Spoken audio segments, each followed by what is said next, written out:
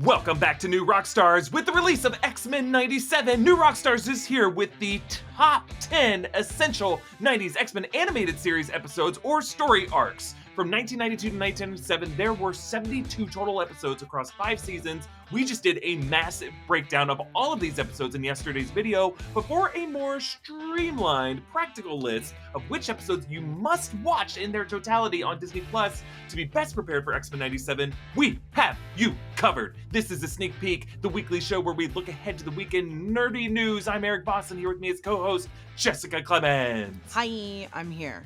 Hi. We're here. We're still here. And Jessica and I have been lucky to see the first 3 episodes of X-Men 97. I saw them through digital screeners. Jessica, you attended the live event in Hollywood. Give us your reaction to that event without spoiling anything from these episodes. The event was very mild. It was very fun. It was like going to a normal theater. It wasn't like one of their bigger press events. It was just like stand in line, go inside, get your seat. But they were giving you cereal, the Magnetos. They were giving you Hot Pockets, and they have popcorn and ice cream and other stuff. They had photo ops. That was really nice. There was a lot of different people there. The voice actors were there. And one of the voice actors that plays Bishop was there, and his brother is a fan of New Rockstars. It was very sweet. Cool. And it was great. And then it was my first time watching the episodes. And my God, watching it with a bunch of nerds that were there for it was even better. We couldn't get through the intro without screaming. And you could tell, with everyone screamed towards a character, who they were there for. And when Storm showed up, I went, ah! And I, felt bad for everyone around me. But I needed to make a point that I love Storm. I mean, everyone's going to love Storm. I've seen the first 3, and I'm telling you guys, going into this, I didn't really know what to expect, but they did such a good job with the just with fan service. They the people who made this show clearly grew up watching it we did, and just were given free reign to make the best version of it possible. And I can't wait for the world to see it and to react to every episode with it. I had a lot of friends be like, I was worried. And I think I was the only person that was like, I didn't have a doubt. Because I was like, they are going to put their entire back into this. I was like, Disney doesn't want to mess this up. Because X-Men, the animated series, was so tonal. It was so important to people during that time. And the original X-Men fans love that series. So I was like, if you're going to bring it back, you better bring it back and put your full foot into it. And they did. Yeah. Oh my God. I think people were worried because of What If. What If has been pretty good. It's just been a bit inconsistent, and it feels like because it's under Marvel Studios, they've had kind of one hand tied behind their back, and they can't do anything on these shows, especially in season 2 of What If. And X-Men 97 has none of those restrictions. No. They reference everything in the Marvel world. It feels unrestrained in the best possible way. I love it. I love these. The 3 episodes are amazing. I'm so excited. Yeah. So far, first 3 have been great. And yes, we're gonna be breaking every episode down week after week. This week on New Rockstars, we'll have a combined episode 1+2 breakdown of all the interesting animation details, because it's not just the Easter eggs. There's love poured into every frame of this show. Now, Jess, was the showrunner Bo DeMaio there? Of course he wasn't.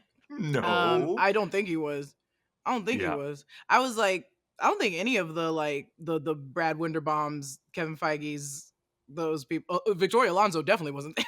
We'll talk about that a little bit later, but first we're going to give you our top 10, and helping us put this list together was Gina Ippolito, who did so much work for that for yesterday's video. And Gina's going to be part of our after shows. You'll see her on some of our after shows, but she really is our resident X-Men expert when it comes to this animated series. I mean, I grew up with it as well, but I didn't have as exhaustive of a memory of it. But so it was really great to go back through to prepare for the video that you came out yesterday. I was like, oh shit, yeah, there was that. So we really crystallized this list of the 10 essential story arcs. We say story arcs because it's not singular one-off episodes. You'll watch this show, they're all on Disney Plus, and it's there's 4-part, 5-part episodes that you really need to watch more than 10 episodes for sure. Watch all of them if you can, but these are the ones that we consider to be the essentials. Okay, I'm listening. All right, so we're starting with the 2-part pilot. Season 1, Episode 1, and Episode 2, Night of the Sentinels, Part 1 and 2. And really, you just have to start here because it's just gives you an introduction, and the show really jumps into the deep end when it starts. There's no slow ramp into it. You start with Jubilee, you start with Sentinels, and what's really cool is when you watch, without spoiling anything, the X-Men 97, parallels the way season 1 begins. Jubilee is a focal character in the 90s animated series. Now there's another character who kind of is following in Jubilee's thematic footsteps in a fun way. So it's cool to like check it out. But yeah, you introduce what the Sentinels are and how dangerous they are, the general themes of the FOH and the anti-mutant sentiment, and it introduces the character of Morph. And a lot of people who maybe didn't watch that show are looking at like the trailers and new Rockstars video coverage, and they're like, who is Morph? Well, Morph is a very important character of the 90s series, and you kind of need to watch these first 2 episodes to figure out what Morph is all about. Yes, I love Morph. And I remember watching pieces of Morph in the animated series, and it wasn't like the your number one character, but in this series they have become my top 3. I love them. They're so funny. And they're really great, specifically in the X-Men 97 show. They bring a completely different dynamic to this series that like feels a little campy, but in a great way. You'll see when we're going to talk a lot about this in our breakdowns, is tone, in the way like tone has evolved, because that to me was my biggest concern. That 90s show, if you go back and watch those episodes, it doesn't always age the best. It was meant for kids, but those kids were us, and we have grown up. We're in our like 20s and 30s now.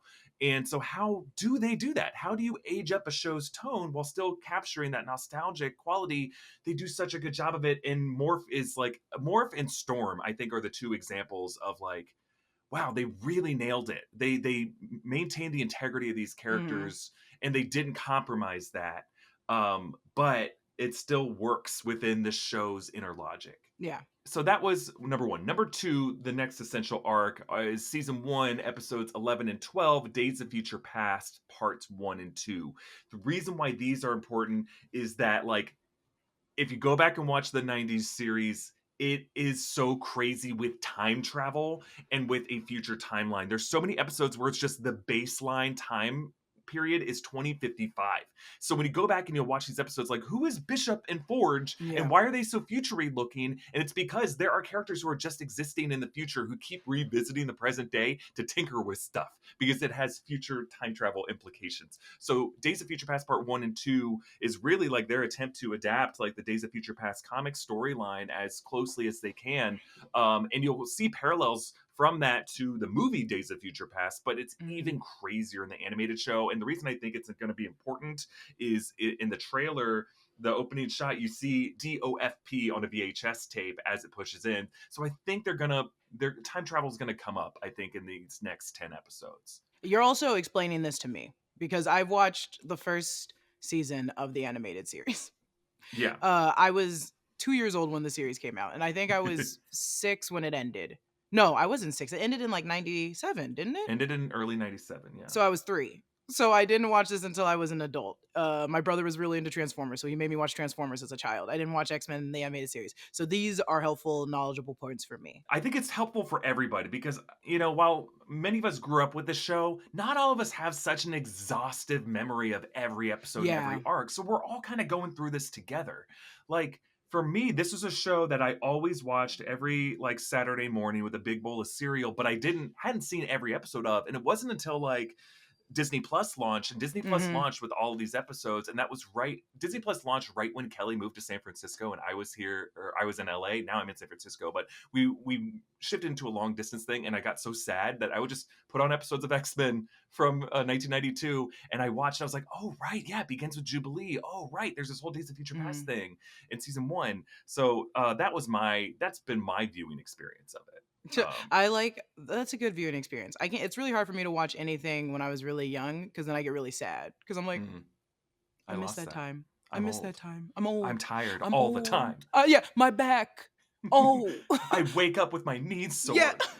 What happened? Do you know how much pills I take now? And they're multivitamins. To you, viewer.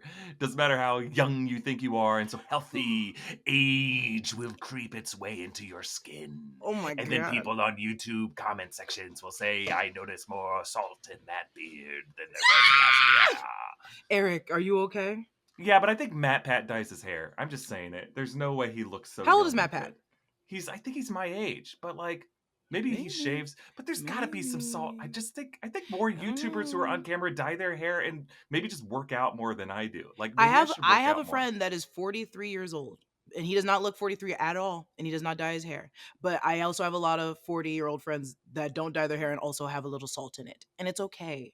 It's That's just okay the too. process. I've embraced it being okay. It's just everyone else looks so much better than I do. It's made me self-conscious. No, Maybe that's not Matt true. found his first gray hair and he's like, Stephanie, I have to retire now. I have to step leave. away from being. What? I must leave now. It's It's like- gonna happen overnight now. My hair will fall out. It will recede. All right, let's move on to our next storyline from the animated series in the 90s, season 1, episode 13, The Final Decision. This is an important one because this is when the battle against the Sentinels kind of comes to a head, and it marks the first time Magneto works with the X-Men, and it puts him on the trajectory from straight up villain toward more of an anti-hero. And as we'll see, you know, in the X-Men 97 trailer, he brings up Charles Xavier's will and testament, and he's like, you know, this is my X-Men. I inherited them now. So that's something we're going to see in the first 2 episodes, that kind of interesting relationship dynamic with the X-Men. And so you really need to go back to 113 to know this. Okay, perfect. All right, moving on to season 2. You should watch the season 2 premiere. Season 2 episodes 1 and 2, Till Death Do Us Part, parts 1 and 2. This is the episode that, spoiler warning, brings Morph back from the dead.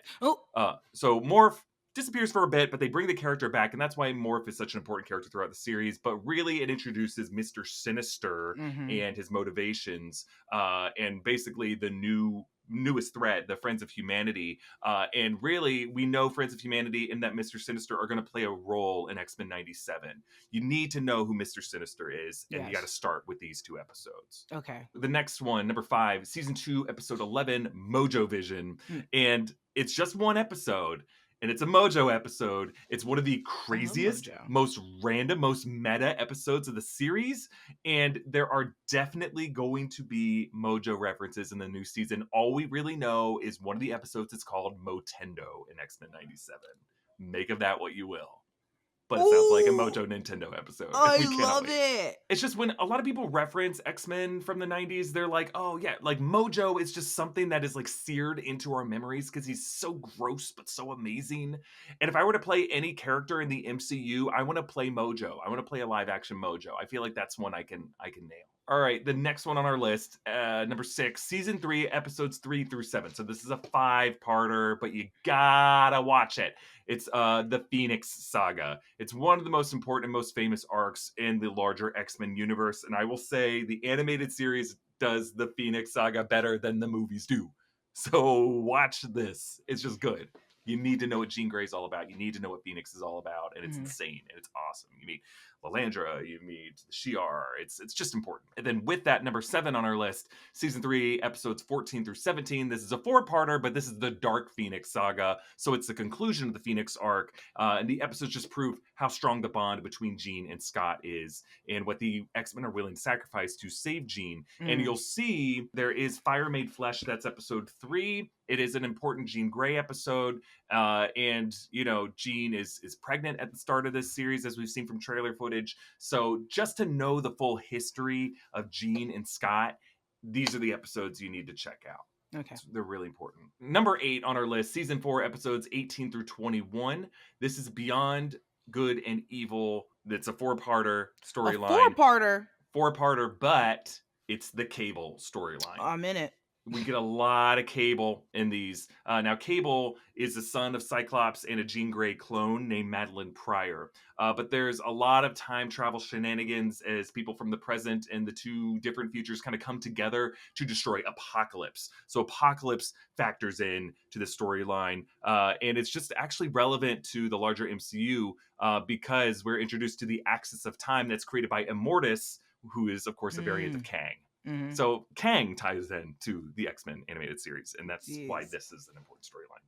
Next on our list, number 9, season 5, episode 9, Descent. This is Mr. Sinister's entire backstory in the 19th century. You understand his relationship to Jean Grey's ancestors, why Jean was born as such a powerful mutant, and it's our first introduction to Sinister's genetic experiment. So to really, again, Mr. Sinister, an important character to get to know, and we haven't seen him in anything else. Like, we've seen Apocalypse in live action, but we haven't gotten to Mr. Sinister in live action. So that's why you really need to spend a lot of your rewatch time with Mr. Sinister and just getting to know what he's all about. Mr. Sinister seems a little too disgusting to bring into live action. He's a yucko, but he's you know like what? it's like ick. Like, it's like we can't bring him into live action because he's just like. They would have had to make some big changes to his appearance, I think, for him to be tolerable to live action. And then he's also viewers, just a gross person. He's just an icky man. Icky. He's definitely an icky man, and I hate him. Like, of all the villains, like, we meet, Magneto's a fascinating character on the show and is very different from Ian McKellen's portrayal in the live action films or Michael Fassbender's. The Apocalypse is a little larger than life, in my opinion. But Mr. Sinister is one who just kind of gets under your skin, and he's fun. He's a fun one. So last on our list, number 10, you got to end with the finale, season 5, episode 10, Graduation Day. Mm-hmm. And this is the episode that leads directly into X-Men 97, which is why we recommend it, because it kind of sets the table of where everyone is at the start of X-Men 97, why Magneto is with them. X-Men 97's pilot does kind of give you a recap, so if you really don't have time to watch it, but it's just one episode, you can watch it and see where everyone's at, and I think it's just kind of great to get the sense of, like, the dynamic as the series ended. Welcome back to New Rockstars. I'm Jessica Clemons. This is a breakdown of the trailer for Spider Chum. It has a bunch of grossed out spider people. One second.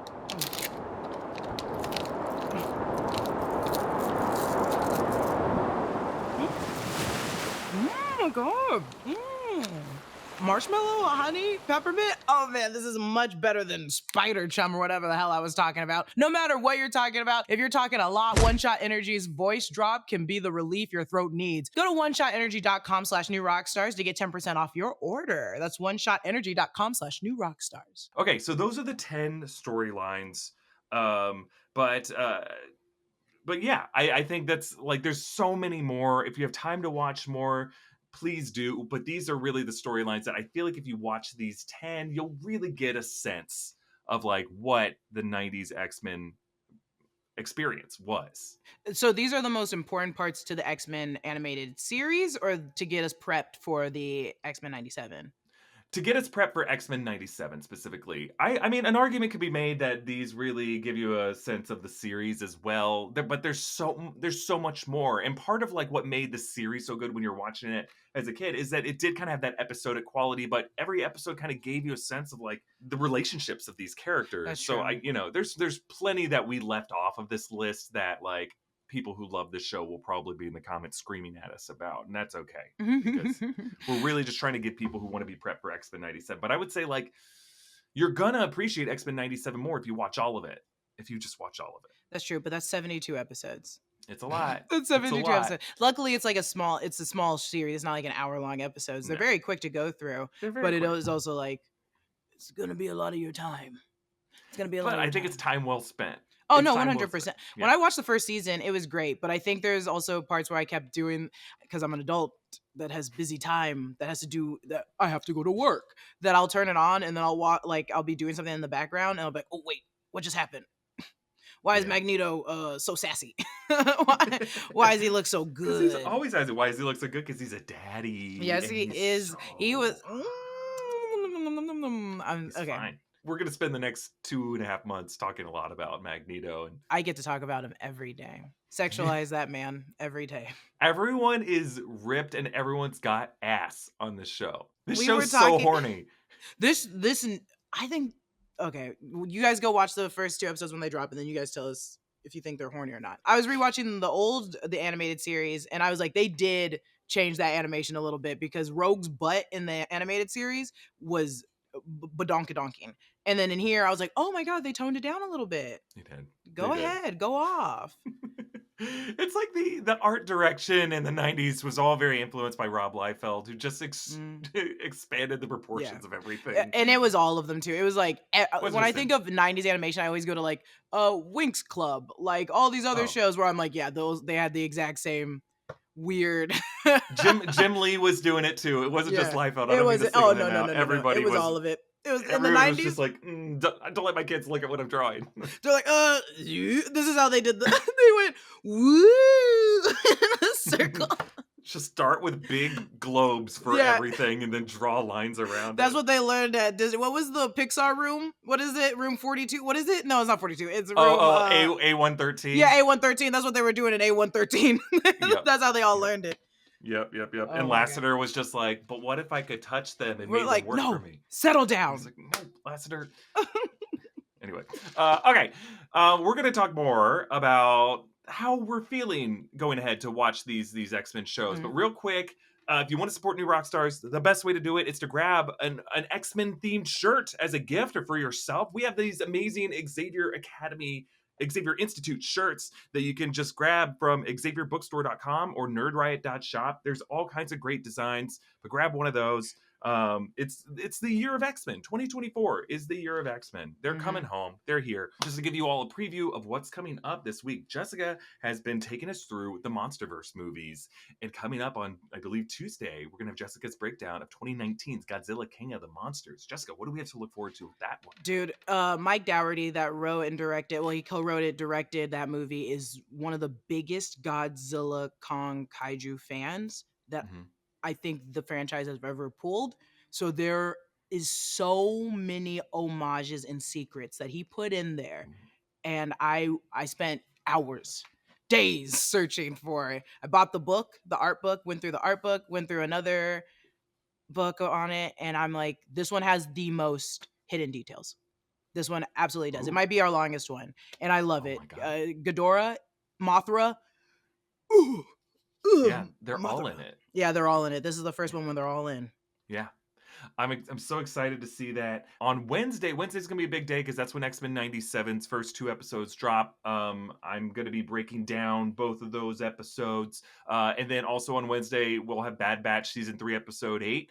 Bad Batch has been doing some interesting things in this final season, so don't sleep on it. It'll either come on Wednesday, it might drop on Thursday, our breakdown of that. But also on Thursday, Jessica will be breaking down Amazon Prime's Invincible season 2 episode 6. I loved your breakdown of episode 5. This show is insane and I love it. That show is so ridiculous. And I just got to shout out, Brandon really took the reins on writing that script because we were doing like Godzilla and everything else, and Brandon helped so much with that script, and it is beautiful.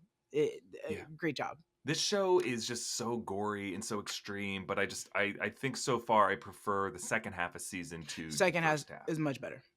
Better, in my opinion. I believe we will also be resuming our X-Men Snicked rewatch with Deadpool 2 from 2018. Is this the last one? We have this is the third to last. So we have Deadpool 2, then we have Dark Phoenix, and then we have New Mutants. We're doing all of them. Why didn't you guys do Dark Phoenix and New Mutants first? Wasn't that chronological?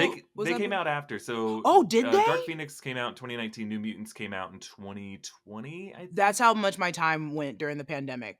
Yeah, I thought those came out before Deadpool 2. Okay, that makes sense. I think New Mutants was like a weird COVID era drop. Because didn't it also show up on or maybe this was just me watching it on Sci-Fi Channel? It was like, maybe it was in theaters for a minute and then immediately was like on Sci-Fi Channel or somewhere else. I have no idea. And even New Mutants might have been like planned for 2020 and then came out in 2021. Honestly, that time was a weird void for me and I don't remember. That's when the Godzilla movies, I was like, oh, I remember watching this one in the middle of the pandemic and being a crazy person. Yeah. I mean, Godzilla vs. Kong definitely came out in like April 2021. Yeah, it was like 2021.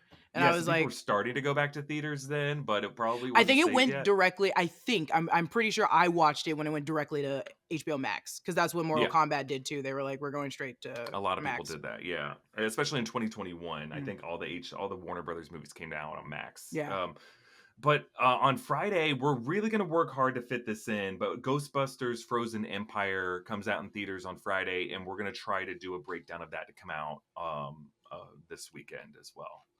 So keep an eye out for that, you Ghostbusters fans. One thing that we were debating making a video about this week, and we decided not to do it just because we didn't have a whole lot of information. You may have seen the news come out that Marvel fired the showrunner of X-Men 97, Bo DeMaio. As of this taping, we don't have all the information, and that's why we didn't want to make a video about this. But there's a lot of speculation as to why that happened, and we just want to go on the record and say, we do not know what happened. And we don't want to speculate theories as to why, because this is someone's life and their livelihood, and we just want to be very careful about that. We don't take that lightly. But really, there's reports that Bo DeMaio had an OnlyFans, or they had some social media posts, or it was scrubbed. But what we do know is that generally these studios don't invite a big PR crisis or a mess. They are very serious when these layoffs happen, and there genuinely are reasons, or they're forced into an ultimatum, and that's why these layoffs happen, and that's why it would have happened so abruptly. So just someone having a non-explicit OnlyFans is probably not why Disney would invite a firestorm. Generally, there would be some other reason, but we don't know, and we don't want to speculate. Jessica, I want to give you room to like weigh in on this, but if you don't want to weigh in on it, is it hard for you to watch a property knowing that there may just be something with the creator of it? Because I don't want to say like, oh, is the X-Men franchise cursed because we had Bryan Singer who had his own issues? Does it affect your viewing experience? It usually does. It usually does. Yeah. It's really hard for me to watch any Woody Allen movie. It's very hard for me to watch anything with Louis C.K. It's very hard for me to watch anything. Like, even if whatever happened before that movie came out or was written, I'm not that type of person that's like, separate art from the artist. I'm like, no, I can't. Because I know, like, during the process, they were doing something that was bad. It's very hard for me to do that. But that is also me as a human being. With Bo, we don't know what happened yet. No. I'm trying to think of a situation that's like Bo's, but I can't because I'm like, I don't know. It's a series where it has a lot of different writers on it, and maybe that's like the separation where I'm like, if Bo comes out that this man did something very horrible, I'm not gonna like Bo. But the series as a whole, I'm still gonna probably continue to watch the episodes that other writers wrote and like follow that. And I can tell you from watching those first 3 episodes, I don't know what the dynamic was like to create them inside the writer's room, but the product was really incredible. I think an interesting comparison point, not to say this is apples to apples, but seasons of Community that were written by showrunner Dan Harmon. Now, Dan Harmon has come forward and like he's released a whole like confession and apology to his writers that he worked with while he was in Community and creating like a toxic work environment. So that's why I'm okay saying this is Dan Harmon has owned up to this. And some of my favorite arcs on Community, some of my favorite episodes were written when the writers were working under very, very difficult conditions. When Dan Harmon, like with Megan Gans, wrote like one of my favorite episodes on the show, the bottle episode, and like she has said like Dan Harmon was sending me very inappropriate messages during that time and had a very uncomfortable relationship with me. But the fact that Dan Harmon after the fact has basically, I think of all the different people who have been quote unquote Me Too'd, he's been really the only one to actually apologize and to own up to it and really say that like, you know what, I was an asshole. This is not okay. Everyone else has been kind of defensive about it, and so I don't know. I don't want to say everyone should forgive Dan Harmon, but like I saw that, I'm like, okay, well, this is one person who's actually tried to make amends. Yeah. And so it makes it okay. Like I feel a bit more comfortable watching those episodes or rewatching them, I'll say. It's interesting because I remember when the Dan Harmon situation that came up, because the woman that was like, I had to leave this job. Like, I could not stay in the room anymore because he would not stop harassing me. It was very hard. And then he apologized publicly, and she said, like, thanks. Or I think she like took it in and was like, yeah, I want you to acknowledge this and that you did it. Because I'm like, a lot of people that do that situation, they do immediately apologize. They put out a whole statement on a notes app on Twitter about how they apologize. And I'm like, it didn't happen to me, but I'm like, it's hard to forgive you. Because yes, you can apologize for what happened, but like you also ruined someone's life at the time. And she was broken. She had to leave her job. But I remember when she did like kind of accept the apology, that I was like, oh, okay. Should I also accept it? Or not me, but like, should I also move forward? It's just hard because it's like, these are people that you also look up to, and then you love their stories, and then you're like so sad when they do something so bad. and you put yourself in that position. You're like, I don't know what I would have done. It's just one of these complicated things that's part of growing up, right? Like, we have to understand that the things that we love also have kind of a dirty record. Like, The Shining was as good as it was, despite the fact that Stanley Kubrick psychologically abused Shelley Duvall to get those takes. I am the worst person to have this conversation with, probably, because I'm genuinely like, I will never. So I can't, like, I'm sorry. That Stanley Kubrick to Shelley Duvall situation behind the scenes for The Shining was horrible.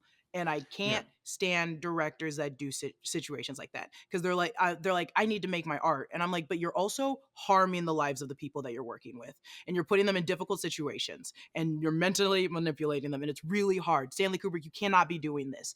And God, that The Shining, I don't watch The Shining because of it. Like, I always, because when I watch it, I see Shelley Duvall crying, and I'm like, she's actually crying because he's yelling at her behind the scenes and scaring the shit out of her. It's like when Quentin Tarantino choked Uma Thurman. Yeah, what I was thinking of is when Quentin Tarantino put Uma in that car, Yes, and she crashed the car on on Kill Bill Volume 2, and like she had said, like, I didn't want to drive that day, and it was dangerous to drive that fast. That's why I think it's important to talk about these things. And when we've done the X-Men rewatch, in all these videos, I play Debbie Downer and I bum people out about like the experience of the people working on it. I think it's okay to rewatch this is just me. I'm not making this rule for anyone else. Yeah, this I'm is just saying, personal. I think it's okay to rewatch these things, to rewatch The Shining and to like The Shining and be open about how you like The Shining. But you need to still be okay with the conversation happening so that the directors who are making movies now don't continue this behavior and understand that that behavior is unethical, it's immoral, it's cruel, and it should be illegal.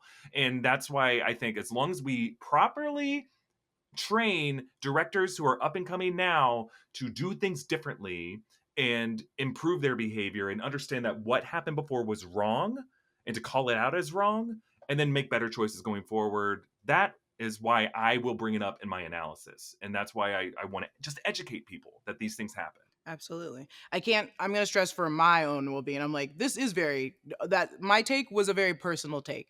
I personally, it's very hard for me to watch these things without like imagining what that person was doing at the same time. So I cannot watch a lot of situations. I can't watch a lot of the directors' things or things written by someone, because I'm just like thinking the entire time I'm watching the product. And that is personally me. Not everybody else does that. I'm not also like telling you to do that. I'm saying that's just me. And I'll also say that like I don't fault anyone for having that opinion, because yeah, we do have personal relationships with these titles, and if it's hard for you to, I just think it's really hard for me to draw that line, because there are so many, like, does that mean any movie where like Harvey Weinstein was involved with it? Because that there's a long line of victims for every movie that has Harvey Weinstein in the executive producer credit. And it wasn't just him. There was all kinds of people who were enabling that. For anything where Les Moonves got a cut of it, like there's so that's why it's just hard for me to draw that moral line. But that's why, like, talk about it, at least allow the conversation, be open to that conversation, don't get defensive. I think that's at least the healthy step. But I also don't blame anyone for being like, I can't separate it, I can't watch it, and that's okay. And I think just understand that, like, if you don't want to like pay the $5.99 to rent it on Apple Movies or whatever it is because you're worried about who will get that money, just understand that there are a lot of good artists who are getting a cut of that, and that is helping in some way. So like, yeah, I also just have a lot of complicated feelings when it comes to like fan boycotts of things, because unless it's like organized or unless it has like a very clear agenda and objective that will actually make a difference, like I'm kind of like, well, what are we really accomplishing right now? This is a complicated conversation. I think it is a complicated conversation. It's like, Oh, yeah.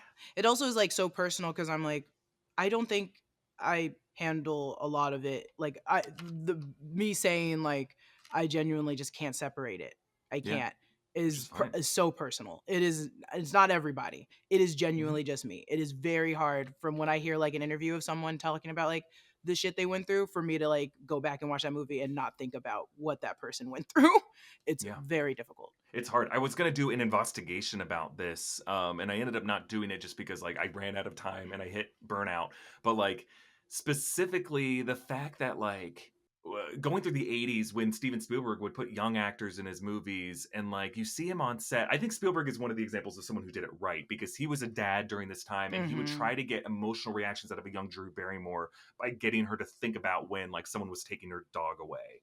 And like, so it's like, are those tears worth it? Like with Close Encounters, he would have someone jump out in a gorilla mask and scare a kid, like the young kid. And it's like, I think it's okay, because afterwards he talks to them through it, and he hugs them. And you see him on set when Drew Barrymore is crying, like in between takes, he's holding her and he looks at the camera and he's like, oh, I feel so bad making her cry. So there's humanity. There's a way to do this in a humane and empathetic way.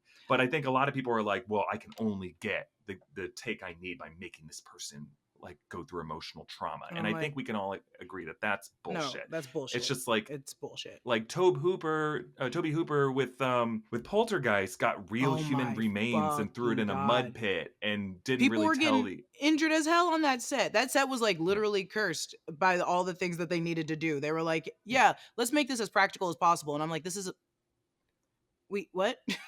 I was like, what are you talking about? At some point, if you start thinking about like, well, if my job requires me to be emotionally traumatized, like it's hard, because like Elizabeth Olsen will say while shooting Multiverse of Madness, she had to scream at those two boys for one take, stop it!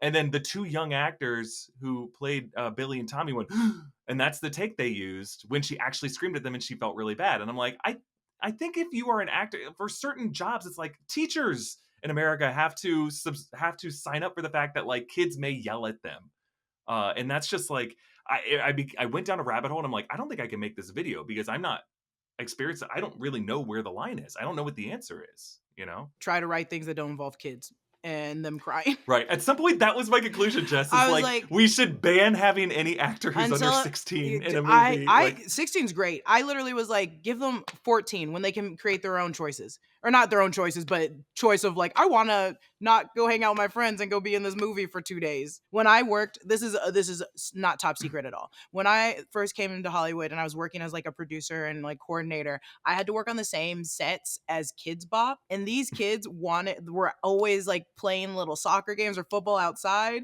And they would get pulled back inside to come dance and fake sing. And they would be so sad because they just wanted to like hang out with each other and play outside because they were kids. And I was like, yeah, maybe we should just like ask them if they want to do this.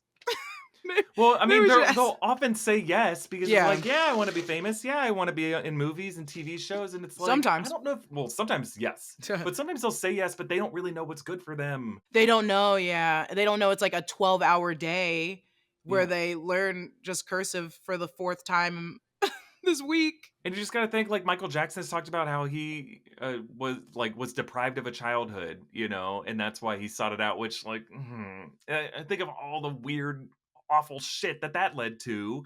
Like, it's just hard to know, like, how many people have been hurt because viewing audiences need to see little cute kids in their movies and TV shows saying cute, clever things. You're right. How many?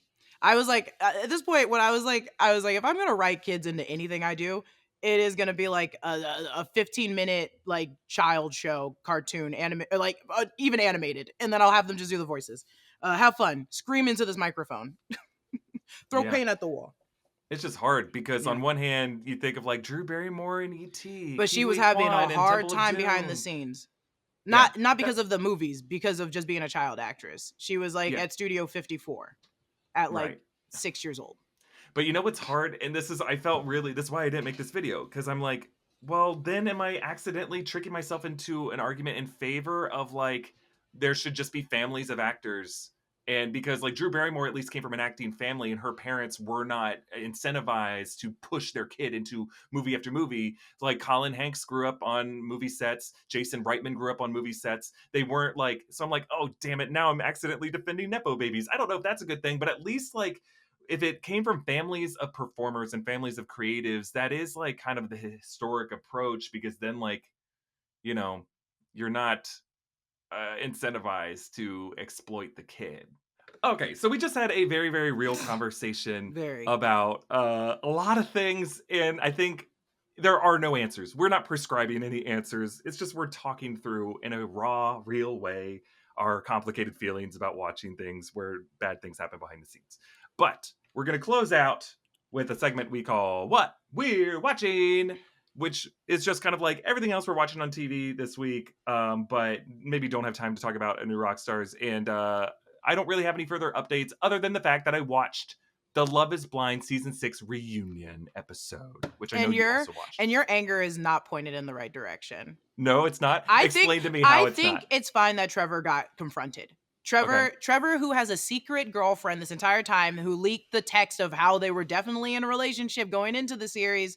They confronted him about it, grilled into him, showed the receipts of the text messages there, kept questioning him. He couldn't answer, because who could answer that? I wouldn't even be able to answer that. I just sit there and be like, can I leave now? Which he did, but they would not let him go. And they needed to create, which I hate saying out loud, but they needed to create an example. And this is now an example. Do not do this on the show, or else they're going to come grill you and you're going to look like an idiot. Like, if you came just for even like, just to be like an influencer, just to get famous, just to do anything, this doesn't give you points. The fans are now like secondhand embarrassment. They don't want anything to do with you. And then on top of that, you just look like an idiot. I just think the entire experiment is morally flawed. So what do you expect? You're going to get morally flawed people who do it. I think of all reality shows, Love is Blind, I think, has a potential total 8 seasons in it. I will be shocked if it goes more than 10 seasons. It shouldn't go past anymore. And it sucks. It's great making money off this show. It's great everyone watches it. But you guys, it's done now. Like, you can't... I'm not even saying, like, you're allowed to go on there if you want to be famous, 100%. But just don't expect to not fall in love. Or not to fall in love. But the show is called Love is Blind. So you better be fall in love or fake falling in love or doing something with someone on that show. Yeah, like, that's why I think Netflix should not shame people for doing this. They should embrace the fact every other successful reality franchise, whether it's Survivor, Big Brother, American Idol, they all lean into the slop, the moral filth. And at some point you get a Boston Rob in there and completely changes the dynamic of the show. And it stops being about, like, every show needs to be about the politics. You know, that's what makes them fun. You know how many people are viewing that and Googling it now because of that drama? Because they confronted him? Like, that confronting him was like a soup of mess and drama. It was like, ooh, those ratings probably got so big just because they confronted him. Like, ooh, it was... You know what would be better is if they brought on that girlfriend to tell her side of the story. I bet they asked. And to call him out. And then what they should do is next season, make a whole season of people who tried to cheat at the game and let, like, their partners come in and find new love and talk about their experience. Like, they need to lean into this is what I'm saying. Like, don't try to have a high moral character. It's like a reality show where you're pretending to make people fall in love and you want it to be messy. And you know, and that's why we don't pay attention to Amy. That's why we don't pay attention to Amy and that person. Because cool, you guys are in love, fun. No one cares about them. I want to see people yell at each other. But it's also mean. But it's also mean. Trevor, I'm like, yeah, do it. Chelsea coming for Sarah Ann. I said, keep doing it. Keep doing it. Keep doing it. Sarah Ann doesn't get it. Okay, this is our Love is Blind talk. This is our Love is Blind corner. The reunion, the dirtiest season, the wildest season, I think. I'm like, this is insane that literally every couple was bad. Every single, like, everything did not work except for one. The fact that Johnny didn't know what condoms were. It's like, your parents failed you, Johnny. Your schooling failed you. You are an example of a policy failure if you don't understand the concept of condoms going into this show. How old are you? Good Lord. Maybe he was playing it for the cameras. I kept saying that to myself. I was like, he's playing, right? Because even if you didn't learn anything about sexual education, if you had, like, sexual partners or just, like, friends, you know if you've seen a movie, you kind of know what a condom is. You know how to use it. I just think, like, this show needs to stop trying to be wholesome. Like, I hate this moralizing that Nick Lachey is doing to shame this mulleted gentleman, making him apologize to America for like having a girlfriend on the side. And he didn't even make it through. That is he true. Didn't even make it through. Out of all the people, Nick Lachey is not the one that's allowed to be throwing any goddamn rocks. No. I'm like, you, Nick Lachey, zip it. I get it if someone else on the show wants, like, if Amy and Johnny want to, like, yell at him for that is one thing. But it's like, the show should not do it. The show should understand that at this point, you're only going to get narcissists and you know, duplicitous fame seekers. I think that's fine because that's what people use reality TV for in the first place. Like, I guess the reality TV shows that I watch are like RuPaul's Drag Race and these things. So it's like, yeah, you get on just to get a platform. And we all know that. That's fine. I just want it to be known what the base of this show is and if you're going to be doing it. Because I'm like, on Survivor, you don't see people not surviving. You're like, no, they got to survive. They got to thrive. And then like, even on RuPaul's Drag Race, it's like, yeah, you're doing drag and you're also competing and you guys are doing it. But if you go on Love is Blind, you're like, I'm not here to look for love. Get the hell out. Get the hell out. Go do another show. We talked last week about Survivor. like, what is love, Jessica? Like, You they just shouldn't better call it be Love is Blind. They should call it people. Marriage is Blind or something like that. You are because getting it's like, all of married. these are institutions. It's all just, I believe in it, but like, I'm not saying I didn't find my wife through some weird, stupid reality show. But I'm like, you guys better get married. I don't even care if you get a divorce right after. You guys all better get married to those people. You signed up for this stupid show. Sign up for a different show. If there were a way to require them to get married, to sign, like, to just stay married for a year, and you have to live together for a year afterwards. You signed up for. I didn't force you to go to this show. People do they could have gone to the Circle. The Circle, you don't have to get married. You just got to be in a room for a long time. That is better. Jackie Jing went on the Circle. I know. Right? The Circle seems. I think I always. That's my fault. This is the baddest thing I will ever say in my life. I think I would do so well on the Circle, and then I think about it, and I think I might be the first person voted off. They'll be like, "This actually isn't who they think it is." They'll be like, "This is actually like a liar," and I'm like, "No, I was just trying to be nice to everybody." Yeah, let's talk about that. What reality show would you be best at? For me, I think it has to be Big Brother. Like, I'd have to work out a bit, you know, like, because they have some physical challenges in Big Brother, but like, I feel like the political game I could do. I'm not athletic enough, and then I don't like to fight. And so the challenge for Jessica. I think the only thing I'd probably be good at slightly is if they brought back like Real World. I think I could, because a lot of the arguments in Real World are like people just being sloppy. I'd be like, Cindy, do your dishes. Cindy, what the hell's wrong? Who raised you? I just think like I don't like when reality shows try to tell America what, like, more like how Nick Lachey is saying, well, thank you, Clay, for saying for showing growth. It's like, when are you the arbiter of like maturity, Nick Lachey? I read Jessica Simpson's book, Nick, and you were a piece of shit, and you don't have it. You don't get to fucking tell these men that they're pieces of shit when I read what you did in that book. It's like when Jay Leno yelled at Hugh Grant for sleeping with a sex worker. It's like, who the fuck are you, Jay Leno? Also, why are you yelling at me? I can do whatever I want. Or when Jay Leno yelled at Kanye. Again, who are you, Jay Leno? Don't talk about Kanye's mom to Kanye. Yes, Kanye needs more people to talk to him about his mom. But not you, Jay Leno. But not you, Jay Leno. Yeah, I just don't like people lecturing each other on how to behave when everyone's a celebrity. Yeah, it should only be me. Put me on, and then also put me on a reality show that I have no business doing it, like Survivor. I'll be like, wow, you really couldn't survive off 1 pound of rice? That's crazy. I could. I'm just going to neg people. Oh, I could fish all day if I was on this show. I think, but we can agree. Why didn't Nick or Vanessa ask Jimmy and Chelsea what their relationship status is? Because no one cares about them. Nobody cares about them. I mean, I care more about them than I do about Trevor. That's just me, though. I don't. I needed Chelsea and Jimmy had the craziest one throughout, like, but the season. Also, it felt like theirs was the most concluded. Like, it felt like he was straight up like, no, I'm done, I'm out. And it was like, we all understood. Like, holding each other's knees in the reunion episode. What's going on with them? I don't like that. I don't like that, y'all. I don't like it either. Clay and AD, he did you dirty on that altar. And then I'm going to see you're falling for him playing games with his family when he's like, I love her. She's the love of my life. I'm like, no, she's not, because you wouldn't have. Why? I mean, I get being like, you're not ready for marriage, but you're ready for a girlfriend. But I'm like, this is what the show was. 80 was doing what the show wants you to do, and you didn't want to do it. And so it's just like, how can I trust you? You're crazy, and also listen to your mom.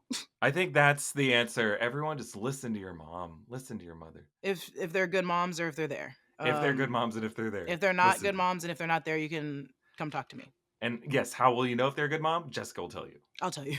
I will grade the moms. We'll leave it there. Grade those moms. Grade those Season moms. 1 coming to Netflix. Season 1 of 10. And it's going to be a hit. We want to thank everyone for joining us this week on the sneak peek. Let us know what arcs of X-Men. Remember when we talked about X-Men half an hour ago? We tangented it, but let us know what your favorite episode of that 90s run is, how excited you are for X-Men 97, and whether you have issues watching stuff where you know too much about how it was made. Jessica, you can follow her at Lulu_Clemons. You can follow me at EA Voss. Subscribe to all 3 channels of the New Rockstars Network, and we'll see everyone next week. Bye, everybody!